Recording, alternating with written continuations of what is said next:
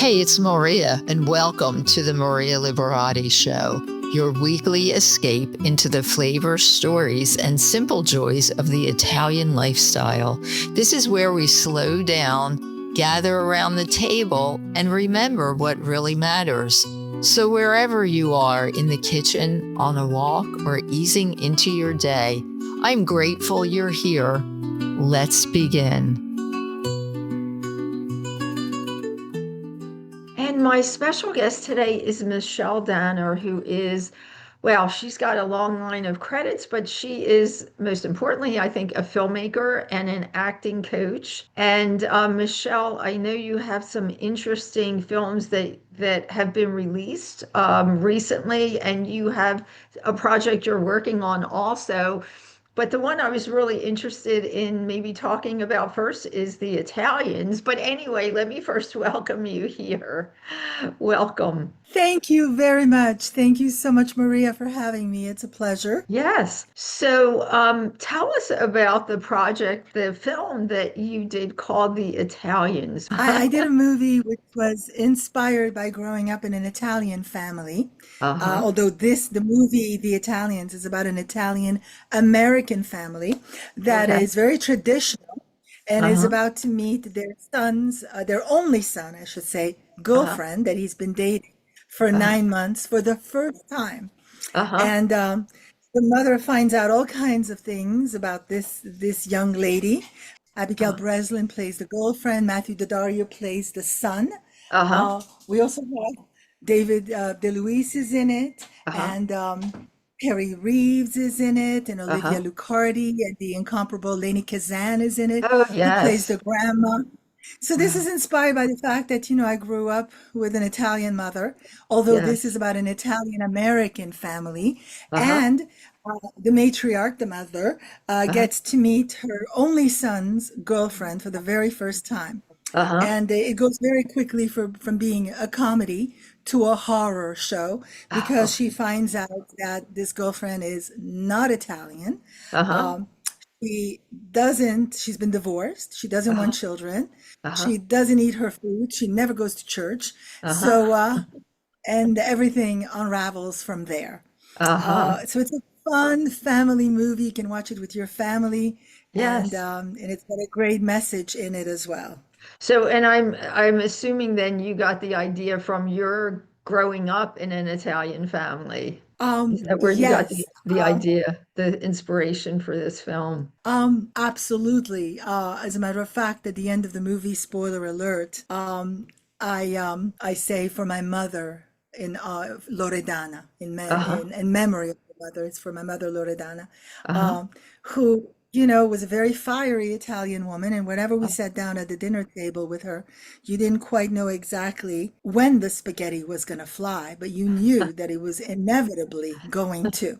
So we're sitting at the table waiting for the moment where somebody would say something that was explosive, Uh-huh. and everybody would go crazy, which of course it happened. Yes, I'm sure. So, what is the project that you're working on now? I know you said you have a project called Starstruck. Yes, I'm in post-production for a romantic comedy called Starstruck. Uh-huh. Another fun project. Like I said, I've been doing a trilogy of romantic comedies. Wow, yes. And Starstruck is the latest one that I shot in November. And it's about, somebody, a marketing executive who starts to read his horoscope, and Uh-huh. uh, and everything goes upside down. Uh-huh. It's played by Matthew Daddario again because I love working with the same actors, and Matthew Yes. is quite wonderful. Uh-huh. And he's just great. Matthew's great. Uh-huh. And also Alice Eve, the actress Alice Eve is in it. She's also incredible.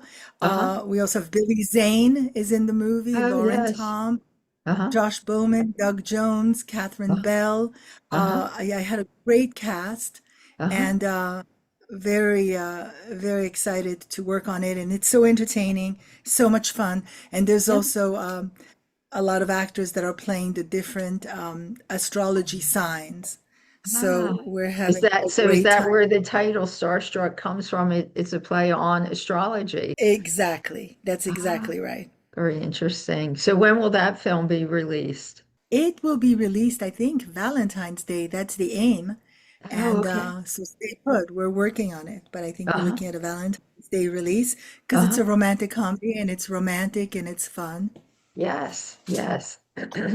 Very interesting. So, how did you get? I know everybody, my audience usually likes to find out a backstory. How did you get started in everything that you're doing, film production and acting and being an acting coach?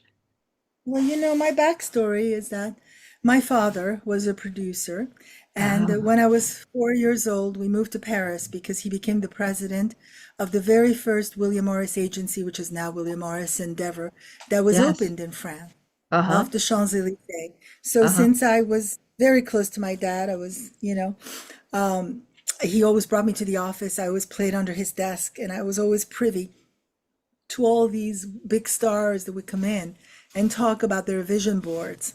Right. And so I um, I had a great childhood being raised in Europe Uh-huh. and meeting all these artists. I remember like a lot of well-known artists would come to the house and Uh-huh.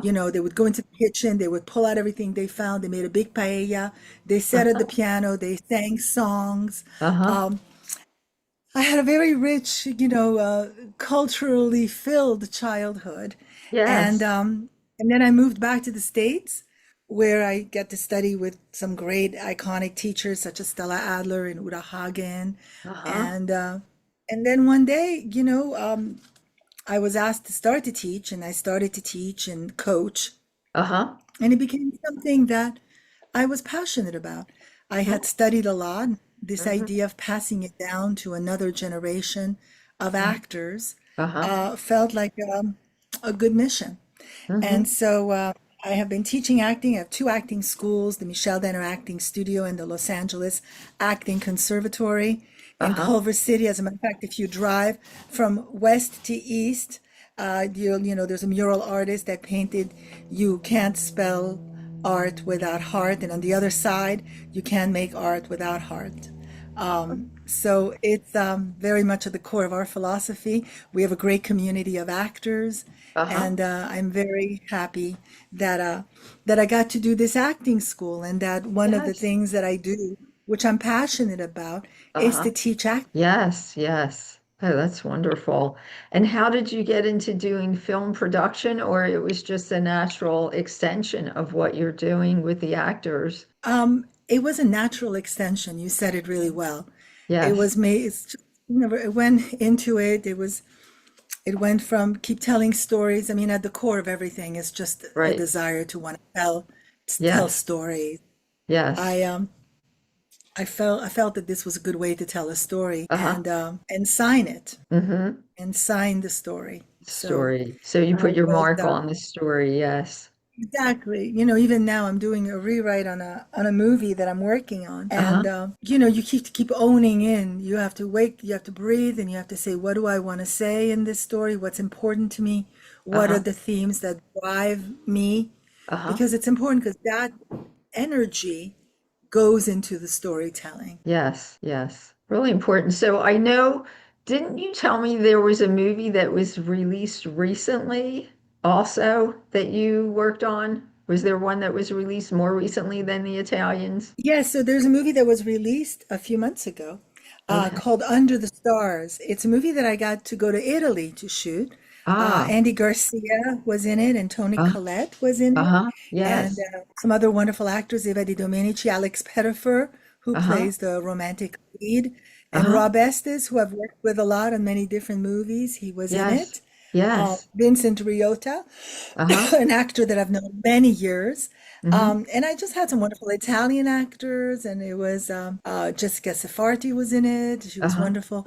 So I was lucky to work with these great actors, and of course, to watch Toni Collette act up close Uh-huh. was definitely a treat. And then Okay. her chemistry with Andy Garcia. Oh, wonderful. Really exciting. So that's called Under the Stars, and you said that was released a few months ago. Yes, it's on all the platforms. It's a Oh, romantic comedy, Under the Stars. Under the And it Stars. was a beautiful landscape of Italy. I shot it in Puglia, Italy, and Ah, we all had a great time. I can imagine. Yes. That sounds wonderful. So we're almost out of time, Michelle. Tell people. So I was just going to say, where can people find your films? But you said they're in all the platforms where they can find films. Yes. Amazon, you can go on Amazon and you'll see The Italians and you'll see Under the Stars. Also, another movie I did called Miranda's Victim. Uh-huh. Miranda's Victim is also on Hulu, those of you that have Hulu. Um, Yes. it was, I worked with Donald Sutherland and Kyle MacLachlan and Ryan Phillippe and Luke Wilson. Andy Uh-huh. Garcia was in it, Abigail Breslin. So if you Uh-huh. note, there's this recurring thing where Abigail Yes. Breslin is in Miranda's Victim. She's also in Hmm. The Italians. Andy Garcia is in Uh-huh. Miranda's Victim. He's in Uh-huh. Under the Star. Matthew Uh-huh. Daddario is in The Italians, and now he's in this new movie, Starstruck. Starstruck. Rob Estes is in The Italians, in Under the Stars, and in Uh-huh. Starstruck.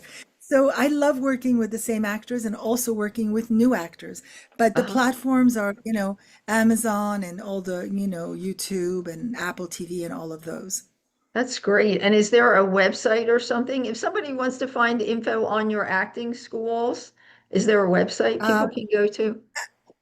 Absolutely, michelledanner.com. And Uh-huh. if people want to come from different countries and do programs or even within the United States, it's the Yes. Los Angeles Acting Conservatory.com.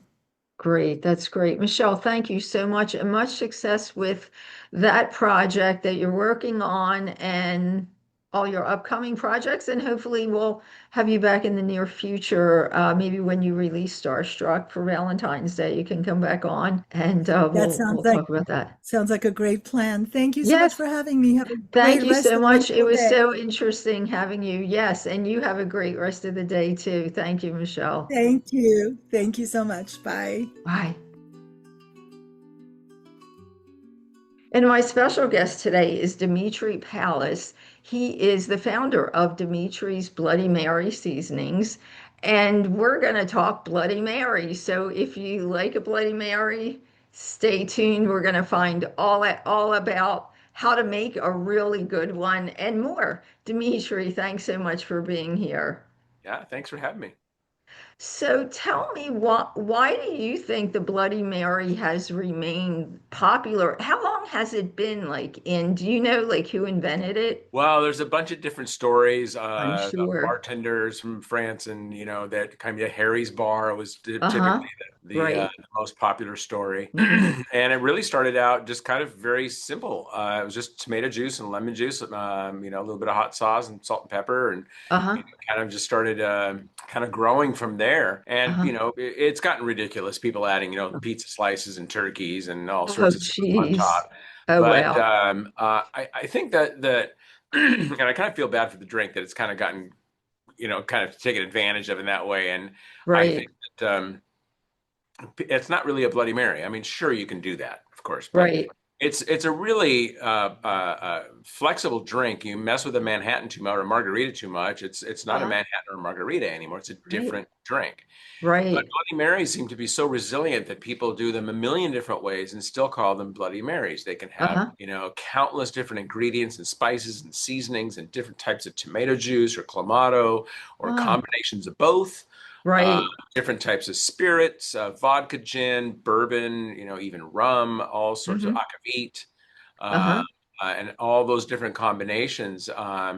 And it's really fun to see all the different things that people are doing. So, Right. people ask, what's the best Bloody Mary? And Right. I think that, that's it's kind of it's up to anybody's interpretation what they like. Right. But I Right. think that the best ones I think are always freshly Uh-huh. made. Start with Right. tomato juice, then add your spices, Uh-huh. and start with the classic recipe. Start with something that is based on kind of where the Bloody Mary started from, and then go from there. Uh-huh. And be able to change and add. I have a Japanese restaurant that uses my Bloody Mary seasonings, and they add a little bit of wasabi to it, or maybe a Uh-huh. barbecue restaurant would add a dab of barbecue sauce Barbecue sauce. to give Uh-huh. it kind of tailor it to kind of their format. Uh-huh.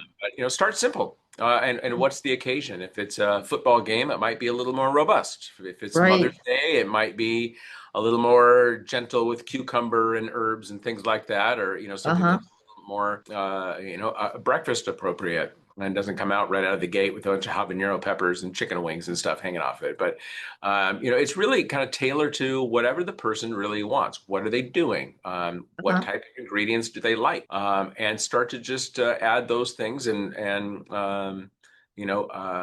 not look for the best recipe or the recipe. It's just Right. squeeze tomato juice and add things as you go. Uh-huh. What about garnishes? I know garnishes have Yeah. become popular. What kind of Yeah. garnishes can we add to a Bloody Mary? Yeah, it's kind of the similar conversation about about the Right. base. It's Right. what's the occasion? What do you like? What do you have in the fridge that you've got some leftovers? You want to put a leftover barbecued rib on top or whatever it is. Right. Personally, I like a pretty simple garnish. It doesn't have to be crazy every time. Uh-huh. It's going to sound kind of old fashioned, but I think celery is great because it's refreshing. It's Right. cold. It's crisp. It's got crunch. I think it goes well with the Bloody Mary. Uh, Uh-huh. lemon and lime wedges, of course, olives, onions, that kind of thing. Uh, Uh-huh. and then if it's a restaurant and they serve onion rings, sure, throw an onion ring and over the hanging off the celery Oh stalk, yeah. yeah, whatever you're at, or like again, the Mother's Day brunch. I love Bloody Marys in the morning for brunch. Uh-huh. But in the morning, I like having them that's a little more, has a little more fresh. A cucumber spear, a Uh-huh. little dill sprig on the top for the aroma. Uh-huh.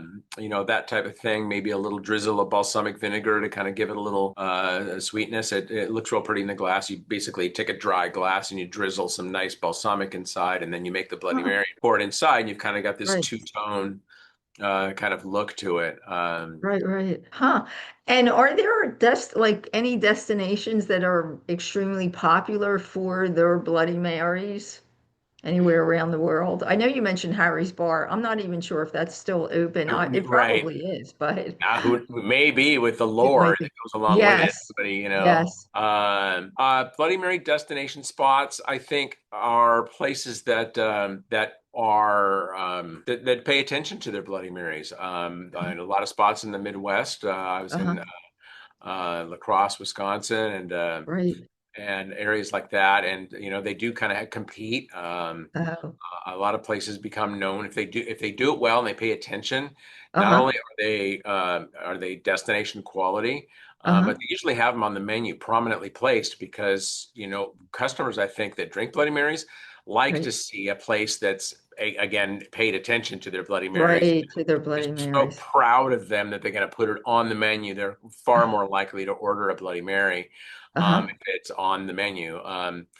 Conversely, I'll see a Manhattan on there. It's like Joey's Manhattan. Well, it's Right. changed a bunch of the ingredients. It's not even a Manhattan anymore. But anyway, again, the Bloody Mary is really forgiving, and I think Right. that when done right, yeah, people remember where they're at, and people remember just as much if they've had a bad experience, and that goes for anything that comes out of the kitchen or from behind the bar. If they make a Right. terrible margarita or they make a terrible hamburger or whatever it is, Uh-huh. probably not going to order another one. But if it comes out Right. and it's killer every single time, Uh-huh. I know places that I go to a lot.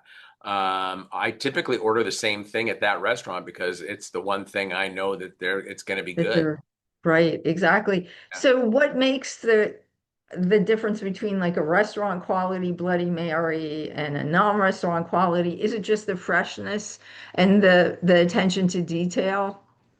The freshness Uh, of the ingredients, attention to detail. I don't know if again we're talking about a scratch Bloody Mary. Uh, Right. you know, there's very little difference if any. Yeah. So in fact, I think you can do it a little bit better at home Right. because not a lot of restaurants will buy expensive tomato juice. Oh, yes. Uh-huh. Whole Foods 365 organic tomato juice is fantastic Right. stuff.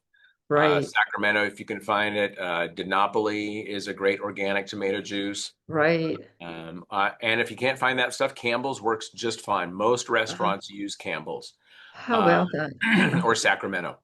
Right. And so start Exactly. with the fresh tomato juice and Right. then add, I think, quality ingredients. That's the one thing Right. that's very important, no matter whether it's a restaurant or you're doing it at home.